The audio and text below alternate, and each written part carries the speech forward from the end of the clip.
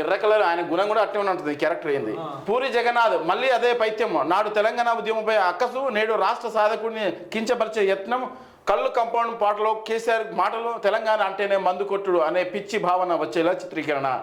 తెలంగాణ ఏర్పాటుకు ముందు అదే పైత్యం, రాష్ట్ర ఆవిర్భావ తర్వాత అదే అక్కసు.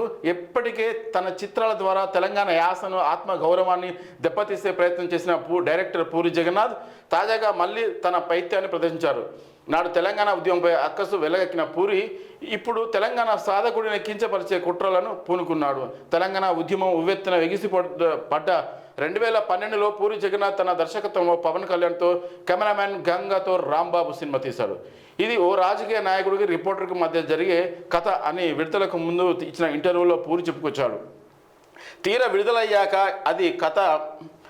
అది మీడియా కథ కాదు, తెలంగాణ ఉద్యమం మీద కక్కిన విషయం అని తెలంగాణ ప్రజలకు ఇట్టే అర్థమైపోయింది. తెలంగాణ ఉద్యమంపై తనకున్న ఏహే బాయ్ అనే సినిమాలో దుష్టపత్రాలకు సృష్టించి ఆ విధంగా నడిపించేసిన. కానీ ఇది పద్ధతి మంచి సినిమాలు తీస్తాడు, మంచి సినిమాలు ఆయన కట్టుకోలేకపోతున్నాడు. ఫ్యామిలీ ప్రాబ్లమ్స్ కూడా చాలా ఉన్నాయి ఆయనకు.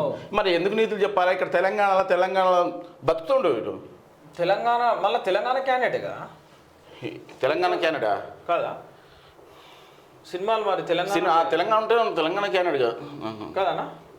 అంత ఆగమనం చేసి అది ఉన్న వాల్యూ కూడా ఉంటుంది. ఆయన సినిమాలు తీసిండు పూరి జగన్నాథ్. మరి ఏమైందో పూరి జగన్నాథ్ కదా, అది పోయే కాలం మంచి మంచి సినిమాలు తీసిండు. ఇక ఇది మహా అద్భుతం. శ్రీశైలంలో శివలింగానికి నాగాభరణం. శ్రీశైల మహాక్షేత్రంలో మంగళవారం తెల్లవారుజామున అద్భుతం జరిగింది. క్షేత్రం నుంచి పాతాళ గంగకు వెళ్లే పాత రోడ్డు మార్గంలో వజ్రాల గంగమ్మ ఆలయంలో శివలింగానికి ఓ నాగు పాము చుట్టుకొని పడగ విప్పి దాదాపు 2 గంటల పాటు అలాగే నిశ్చలంగా ఉండిపోయింది.